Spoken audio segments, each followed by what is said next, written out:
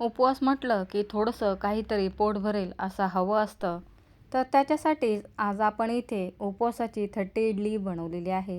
ही idli बंगलोरची famous आहे आणि तिथे डाळ तांदूळापासूनच ही इडली बनवली जाते. आज आपण उपवासासाठी ही इडली बनवत आहोत. त्याच्यासाठी 2 तासापूर्वी या वाटीने पाववाटी साबुदाणा भिजवून त्यातलं पाणी काढून घेतलेलं आहे आणि याच वाटीने वाटीभर भगरसुद्धा भिजत टाकलेली आहे.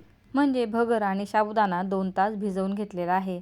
आता हा साबुदाणा मिक्सरच्या मोठ्या भांड्यामध्ये टाकायचा आणि भगरसुद्धा टाकायची आहे. भगरमधलं जेवढं शक्य आहे तेवढं पाणी काढून घ्यायचं आणि मिक्सरच्या भांड्यामध्ये ही भगर टाकायची आहे.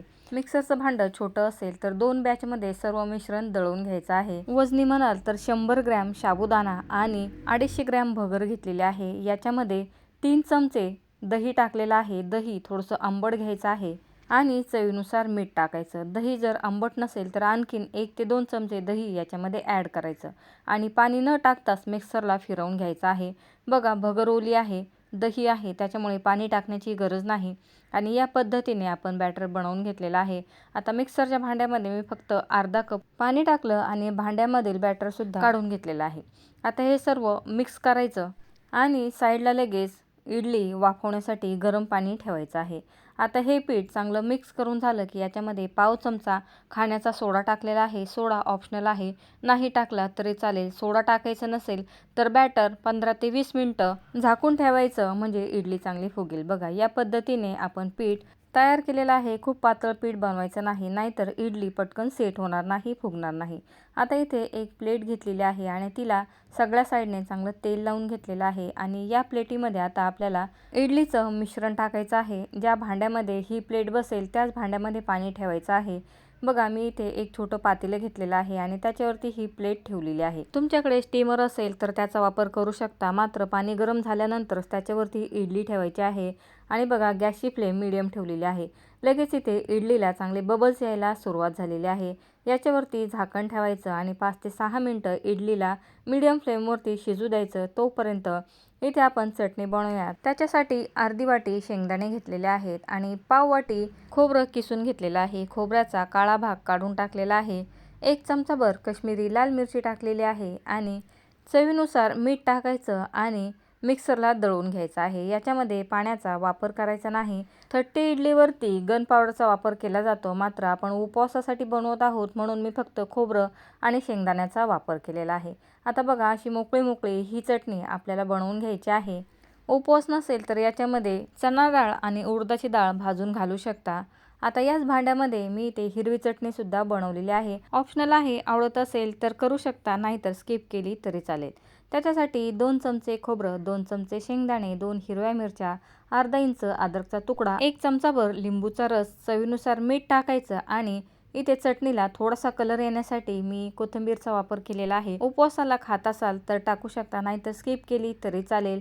2 बर्फाचे क्यूब टाकलेले आहेत आणि थंड थंड चटणी आपली इथे तयार झालेली आहे. बर्फामुळे चटणीला कलरसुद्धा छान येतो आणि चटणीला थंड असल्यामुळे टेस्टसुद्धा छान लागते. गरम गरम इडली आणि थंड थंड चटणी याचं कॉम्बिनेशन खूप छान लागतं, म्हणून मी ही चटणी बनवलेली आहे. आता 6 मिनटं झालेली आहेत आणि 6 मिनिटांनी बघा इडलीसुद्धा पूर्ण इथे सेट झालेली आहे.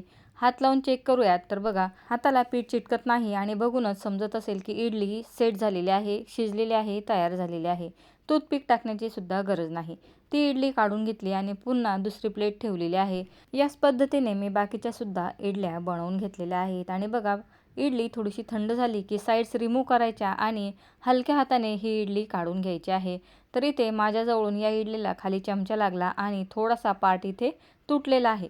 तरी बघा जाळीदार इडली तयार झालेली आहे आणि टेक्स्चर बघा इडलीला किती सुंदर आलेला आहे. एक काय फक्त अर्धी इडली खाऊनच पोट भरेल अशी इथे आपली थट्टी इडली तयार झालेली आहे. आता या इडलीबरोबर भरपूर असं तूप खाल्लं जातं, तर मी त्याच्यामुळे याच्यावरती 3 ते 4 चमचे साजूक तूप टाकलेलं आहे. आवडत असेल तर तूप घेऊ शकता, नाहीतर तूपसुद्धा स्किप केलं तरी चालेल. सगळीकडे इडलीवरती तूप टाकायचं आहे आणि तूप सगळीकडे मुरू द्यायचं आहे. त्याच्यामुळे इडलीची चव आणखीन डबल होते. तर बघा मी भरपूर असं तूप या इडलीवरती टाकलेलं आहे. आतपर्यंत इडलीमध्ये तूप मुरू द्यायचं. भगरचा वापर केलेला आहे, त्याच्यामुळे इडली भरपूर असं तूप खेचत असते आणि नंतर आपण जी पावडर बनवलेली आहे किंवा शेंगदाण्याची चटणी बनवलेली आहे ती याच्यावरती टाकून घ्यायची. याच मिश्रणापासून तुम्ही छोटी इडली बनवू शकता किंवा डोसे बनवू शकता किंवा आंबोळीसुद्धा बनवू शकता। आता इथे मी चटणीवरती पुन्हा थोडंसं तूप टाकून घेतलेलं आहे आणि आपली इथे थट्टी इडली तयार झालेली आहे। मी इथे तूप थोडंसं गरम करून टाकलेलं आहे, त्याच्यामुळे अतिशय सुंदर असा सुगंध या इडलीचा दरवळत आहे। बघूनच तोंडाला पाणी येईल इतपत टेस्टी ही इडली तयार झालेली आहे। टिफिनला जर ही इडली द्यायची असेल तर कट करून छोट्या छोट्या पीसेसमध्ये ही इडली डब्याला देऊ शकता। आणि बघा, आतपर्यंत एकदम जाळीदार ही इडली तयार झालेली आहे। कुठेही इडली कच्ची राहिलेली नाही किंवा कडक अशी झालेली नाही। आणि बघा, आतमध्ये या इडलीला किती सुंदर असं टेक्स्चर आलेलं आहे। रवा सँडविच किंवा रवाचा जो ढोकळा असतो त्या पद्धतीने जाळीदार आपली इथे इडली तयार झालेली आहे। या हिरवी चटणीबरोबर या इडलीचं कॉम्बिनेशन खूप छान लागतं। याच हिरवी चटणीमध्ये दळताना थोडंसं पाणी टाकून त्या मिश्रणाची आमटीसुद्धा बनवू शकता। तर चला, इथे आपली परफेक्ट इडली तयार झालेली आहे। खूप टेस्टी लागते, झटपट होते आणि मेन म्हणजे थोडीशी जरी खाल्ली तर 5 ते 6 तास तरी तुम्हाला भूक लागणार नाही। उपवासासाठी जाळीदार इडली तयार झालेली आहे। आतपर्यंत इडली परफेक्ट अशी शिजलेली आहे। सर्व टिप्स इथे सांगितलेल्या आहेत, ट्राय करून बघा। व्हिडिओ आवडला तर व्हिडिओला लाईक करायला, चॅनलला सबस्क्राईब करायला विसरू नका। व्हिडिओ बघितल्याबद्दल धन्यवाद।